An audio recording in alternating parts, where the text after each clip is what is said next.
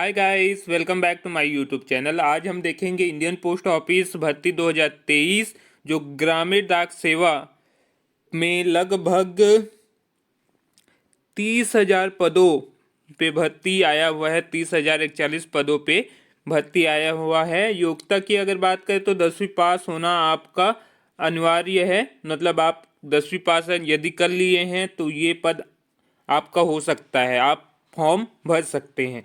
तो चलिए देख लेते हैं कहाँ का ये पोस्ट है, किस राज्य के लिए पोस्ट निकाला गया है, क्या इसका मतलब ज्वाइनिंग प्रोसीजर क्या रहेगा, एग्जामिनेशन प्रोसीजर क्या रहेगा और फॉर्म आप कैसे डाल सकते हैं। ये सारी चीज़ें, सारा डिटेल इस वीडियो में हम देखेंगे, कवर करेंगे, है ना।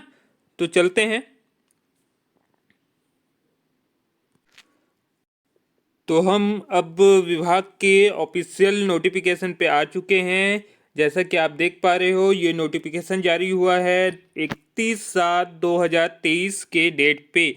और जो पद का नाम है जिस पे भर्ती होना है, ग्रामीण डाक सेवा GDS ऑनलाइन इंगेजमेंट, है ना।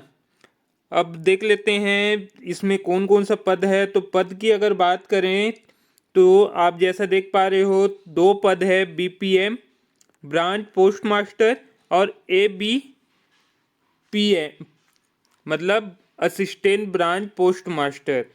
ये दोनों ही पोस्ट आपके जो ग्रामीण इलाके में डाक सेवाएं भारत सरकार द्वारा संचालित हो रहा है वहाँ पर के लिए है। और यदि बात करें एप्लीकेशन का, तो एप्लीकेशन आपको करना है विभाग के वेबसाइट पे। वेबसाइट देखिए यहाँ पे दिया हुआ है, मैं लिंक और डिस्क्रिप्शन में दे दूंगा आपको। और यदि बात करें रजिस्ट्रेशन की, तो रजिस्ट्रेशन 3/8/2023 से शुरू होकर के 23/8/2023 तक होने वाला है। और एडिटिंग की अगर बात करें, करेक्शन की अगर बात करें, तो 24 से स्टार्ट होगा और 26 तक, मतलब आपको 3 दिन का मौका मिलेगा आपके करेक्शन का, फॉर्म को करेक्ट करने का, अगर किसी प्रकार से कोई गलती हो गया हो तो, या हो जाएगा तो। ठीक है, अब चलते हैं आगे क्या कुछ रहने वाला है, इसका प्रोसीजर क्या है, इसका सैलरी। सबसे पहले देख लेते हैं सैलरी क्या है। बहुत बड़ा जो मैटर होता है सैलरी पे होता है। तो सैलरी अगर देखें तो आपको जो सैलरी मिलने वाला है 12,000 से 29,380 रुपये मिलने वाला है ब्रांच पोस्ट मास्टर के पद पे। उसी प्रकार अगर असिस्टेंट ब्रांच पोस्ट मास्टर या फिर डाक सेवक के जो पद में अगर जाते हैं तो आपको 10,000 से 24,470 रुपये इसका पेमेंट रहने वाला है। अब चलते हैं जो इसका क्वालिफिकेशन या फिर ड्यूटीज़ की अगर बात करें, तो आप जैसे जानते हैं गांव में पहले जैसे बड़े बड़े सिटीज़ में या फिर मेन डाक घर होता था, मेन पोस्ट ऑफिस होता था, उसी के तर्क पे अब गाँव में भी एक एक ब्रांच खोला जा रहा है। सेम वैसा ही उसका समझ लीजिए लाइट वर्जन है। जैसा आपके शहर में जो वो है पोस्ट ऑफिस है, उसका लाइट वर्जन होता है गांव में, उसके लिए ये पोस्ट है। और वहाँ जिस प्रकार का काम होता है पोस्ट मास्टर का, वही काम यहाँ पर यहाँ के पोस्ट मास्टर का होगा। असिस्टेंट पोस्ट मास्टर का भी सेम है, जैसे वहाँ का होता है वैसे यहाँ पे भी होगा। बस ये है कि वहाँ वर्कलोड ज़्यादा होता है, यहाँ वर्कलोड बहुत ही कम होता है।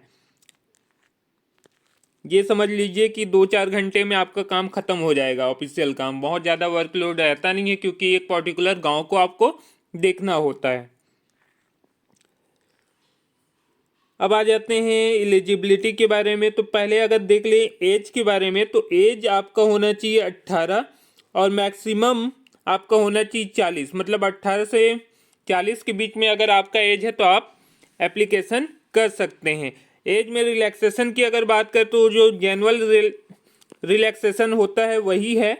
जैसे यहाँ पे आप देख सकते हैं, जो रिलैक्सेशन की अगर बात करें तो ओबीसी के लिए 3 साल, ST SC के लिए 5 साल, EWS के लिए कोई भी रिलैक्सेशन एज में नहीं है। PWD है तो आपके लिए 10 साल एक्स्ट्रा रहता है।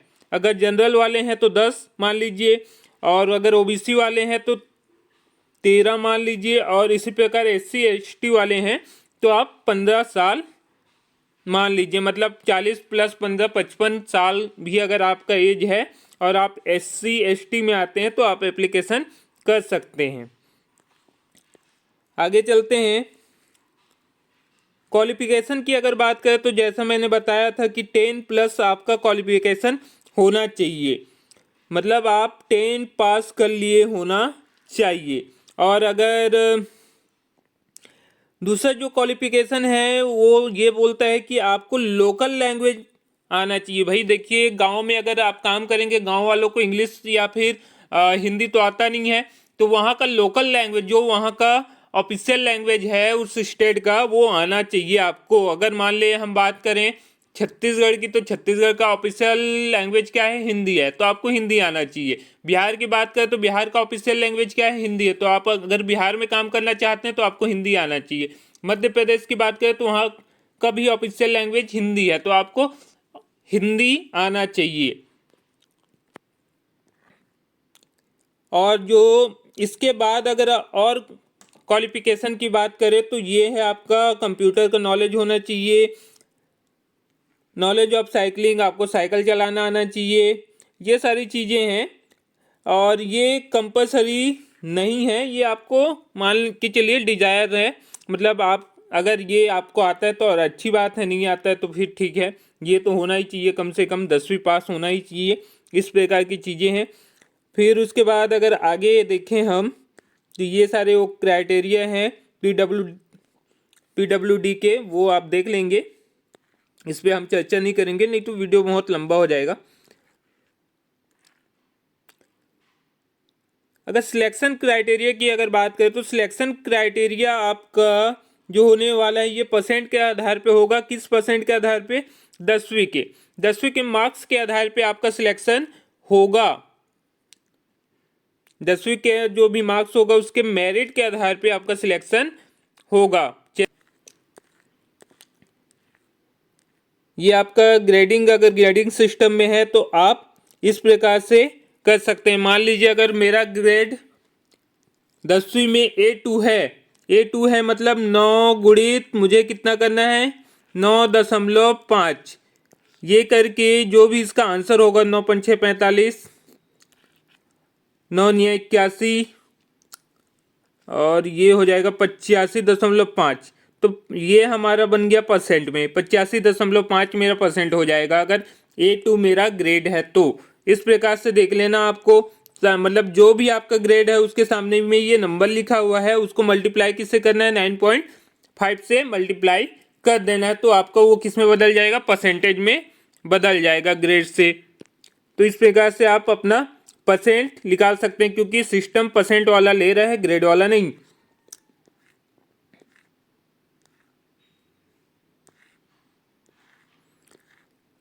ये सारी चीज़ें आप थोड़ा सा देख लेंगे, बहुत ज़्यादा काम की चीज़ें नहीं है।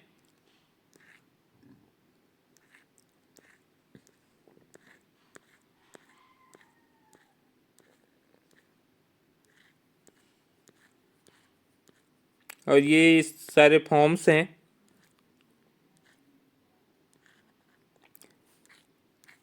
अब फाइनल जो इसमें फीस की बात करें हम, तो फीस कितना लगना है तो वो देख लेते हैं। फीस आपका 100 रुपये लगेगा। आपका फॉर्म का जो फीस है वो 100 रुपये है, लेकिन यदि आप फीमेल हैं, ST हैं, SC हैं या फिर PWD हैं, तब आपको एप्लीकेशन का कोई भी चार्ज नहीं लगेगा। जो ये 100 रुपये है वो नहीं देना पड़ेगा। ऑनलाइन एप्लीकेशन के लिए आपके पास एक ईमेल होना चाहिए, एक मोबाइल नंबर होना चाहिए, और क्या क्या होना चाहिए भाई? तो ये देख लीजिए, आपको आपके पास एक रिसेंट का फोटो होना चाहिए, और ये जो इमेज है आपका वो कितना होना चाहिए? JPG या JPEG फॉर्मेट में होना चाहिए, 50 KB के अंदर। और इसी प्रकार आपका सिग्नेचर भी इसी फॉर्मेट में होना चाहिए, और इसका जो साइज होगा वो 20 KB होगा, उससे ज़्यादा नहीं होना चाहिए।